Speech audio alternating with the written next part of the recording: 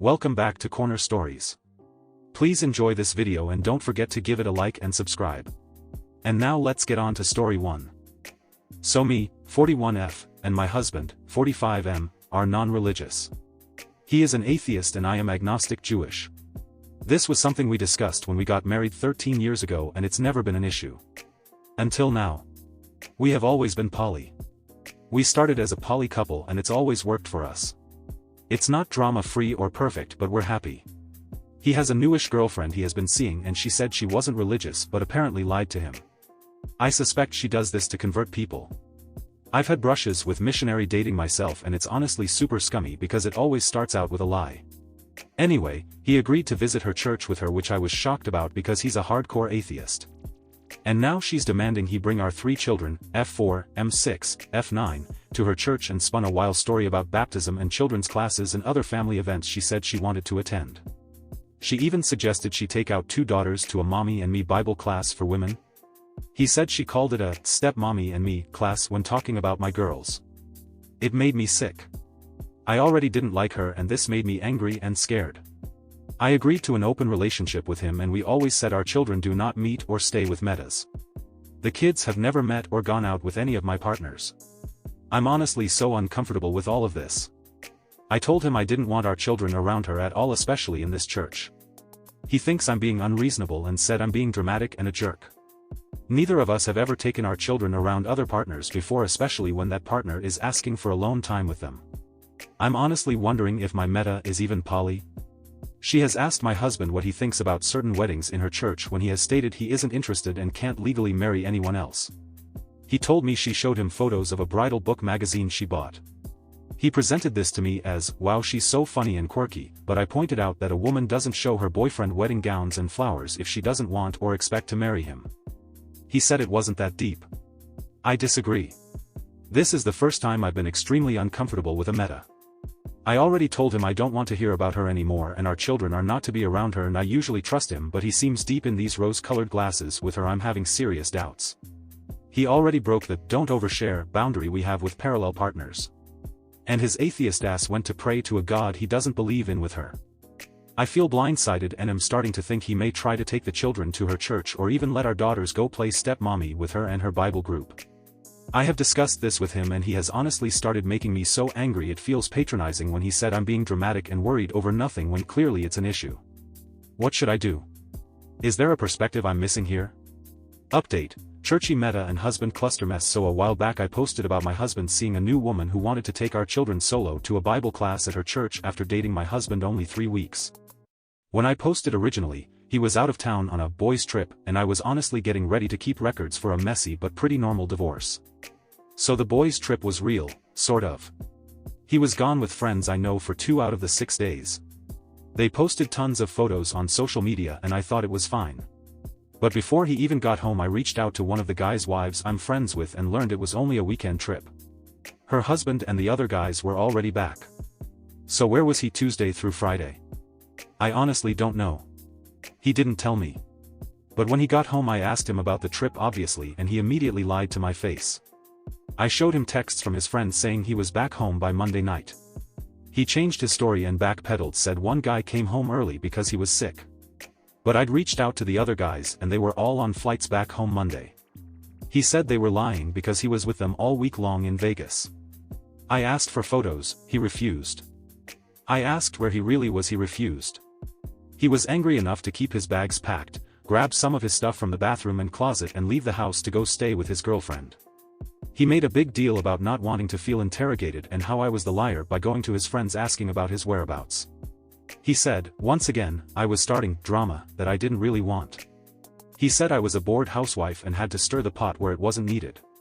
He didn't know I had found all the details, receipts, messages, screenshots, etc. and already had a lawyer and I was prepared to file. But this is where shit gets really nasty. He came back 2 mornings later clearly expecting me to be at work. And he had his girlfriend with him. They walked in expecting an empty house and when she saw me she absolutely fucking lost her mind. My fear is that now she is confirmed to know where I live and he gave her a key to the house. She was dumb enough to try and shove it in my face and said, "This is my house bitch," and threw her keys at me. I started video recording them and got her on video threatening to steal my children and accused me of child abuse and molestation. I wouldn't have to rescue your kids if you took care of them, no one would have to protect them if you kept your hands to yourself. I saw the sick shit you did. She called me a pedophile for recording her amongst other massed accusations. She said she'd been watching me and said to not even try her in court because she had all sorts of evidence including witchcraft, lol, and the child abuse. I never directly addressed her. I tried to stay as calm as possible and asked him to please have her leave and to come back later alone. He demanded to see the children, but I'd already given them a day off to go play at a relative's house. He did accuse me of hiding the children from him and said I wasn't allowed by law to keep the children from him. He started quoting laws about visitation rights as well. He wanted to know where they were and I said nothing. I simply refused to tell him. I said we could talk, just the two of us. And he refused and said anything I said could be said in front of girlfriend. And went on about how he had no secrets from her. She went into the kids' rooms and stole a bunch of their stuff claiming it was for them when they go to live with her at her apartment. She also broke anything she could on her way around the house. Vases, ceramics, wall photos, anything hanging or that she could knock over. She kept mumbling prayers to herself and at one point shouted that she was going to do an exorcism in the children's rooms. The scariest part was after I locked myself into my bedroom, I looked out the bedroom window that overlooked the road and I saw two more people in his car. Other friends or church members maybe. This is when I called 911. Unfortunately they didn't show up until 2 hours later after everyone had left. I hated implicating my ex, and I'm mad I stopped recording when I made the phone call. He came to the bedroom door and banged on it so hard I thought it was going to come off the hinges. He said he needed his stuff and I legally couldn't keep him from it. I said he had to make her leave and only he could come into the bedroom. She spoke over him and said it wouldn't matter because it would be her house soon and mocked me for being scared of her. She said, that's how they are though, they hide like rats in attics. I couldn't help myself and started to cry and I think that's when he said they should leave, that or he'd heard me call the police. All in all it was a terrifying experience. I've already called my lawyer. I filed a police report, not that it did any good. They contacted my husband and he denied everything and said I was a nutcase abusing the kids. They did nothing. I changed the locks and the kids are still staying elsewhere. Cleaning up all the glass and broken shit all over the floor was honestly the lowest point I've ever been. I never saw this amount of crazy coming. I knew it was mostly over when I realized he'd lied about the trip. He's been texting me non-stop, but it's erratic like emotional whiplash. He apologized for her threatening me and breaking stuff. Said he asked her not to do that but did nothing to stop her. Then he turned around and threatened me if I went to a lawyer or the cops. Using language I've never heard him use, like how I'm possessed, how I have no right to my own children because I've hurt them. He even said he was sure I had been abusing the children and he had a confession from them. He's already started an online smear campaign against me. Saying he's having to separate from me for abuse and child abuse, cheating and something about tax evasion money fraud. It doesn't seem like anyone believes him. Every reply is, hey man you okay? Call me, or something similar. I had to convince my sister to not interact with him. Honestly I'm still so shaken up I realized I'm lucky no one physically harmed me. I have sent all the videos and photos of the destroyed house to my lawyer. To add more salt, I also noticed during the chaos that she's wearing an engagement ring. It looks like a ring my grandmother gave me that I was keeping in a safety box and if it's that ring I'll have to sue him for its return because it's a family heirloom. One of the more unnerving things I overheard was her telling him to tell her you never loved her, and he replied, we talked about this, but he sounded like he was laughing like she was being silly or something and not incredibly cruel and manipulative. She had a tantrum and said if he wouldn't say it he never really loved her. It was nauseating to listen to. She ended up saying, he said he never loved you. In all of this he seemed oddly fine with her chaos. I was scared witless and he was operating as if everything was normal. He wasn't overly aggressive and he didn't try to hurt me, touch me, or threaten that he would. He didn't seem like he was drunk or on drugs. I asked the kids if they'd talked to their dad about anyone hurting them or if anything bad had happened and all of them answered in the negative. So it seems like the confession he said he got was a falsehood. Anyway, I'm not going to share the legal stuff here for obvious reasons. But I wanted to update everyone on the situation and thank everyone who gave me amazing feedback and were exceptionally kind to offer good resources for cult deprogramming. I'll probably bring up some cult stuff with my therapist next session as well.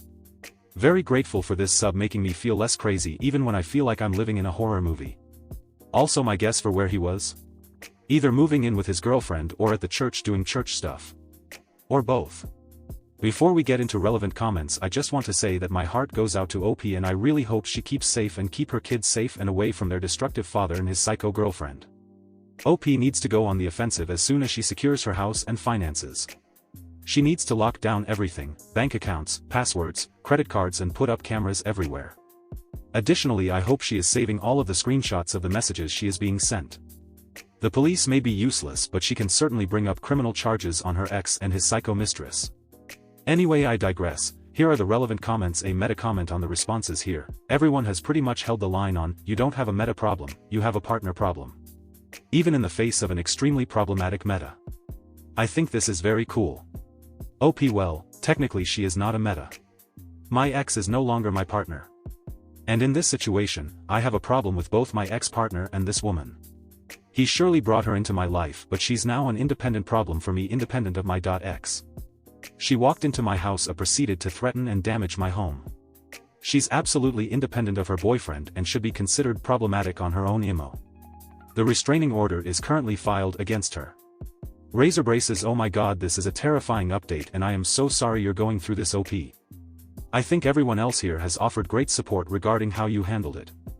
I am Jewish. This woman fucking crystal knocked at your home, in front of you, on video, while saying, they hide like rats in an attic. I honestly have never gasped so loudly. If you feel comfortable with your local Jewish community, I know you have the added dimension of being a WOC, and that not all Jewish communities are as welcoming as they claim to be. Unfortunately, reaching out to something like the JCRC, Federation, whatever they call it in your area, might be helpful. First of all, I think it would be helpful for them to know that there is someone in the area who just committed an anti-Semitic hate crime, because who knows how far she is willing to go to save your children. Second of all, they have expertise in personal and community safety, and sometimes they have emergency funds that could help with the expenses of things like cameras, etc. I'm truly sorry you're going through this, OP. My parents attend a synagogue here and I know they're welcoming and likely have resources that would absolutely be welcoming and helpful. I really need to get video cameras in the house ASAP. I'm angry at myself for not recording her saying that. But the past weeks have given way more insight into the church being an extremist Christian cult. Before a few weeks ago I didn't even know that was really a thing. Thank you. OP goes on to state that cameras are a really good idea. There's some security cameras up already and we have an alarm system and I've changed the codes already, so if he comes back the police will be notified, but I think I'd like more videos just in case. Thank you for the idea. A commenter said, based on what you said and have documented, when you file for divorce you can get a TRO against him and his girlfriend from your home, car, and kids. In addition, you can claim threat of abduction or kidnapping, which may result in court-appointed supervision only and further bar GF. OP, yes, this is generally the plan. Sorry I'm being vague about legal stuffs here, but it's a bit on purpose to not dox myself or compromise my situation in any way. But thank you. Sadly, that is all we have of this story as of now. I will be sure to update as soon as one becomes available. Thank you for joining me today. Don't forget to connect with each other in the comments below. Until next time, be kind, be curious, and I'll catch you in the next video. Corner Stories signing off.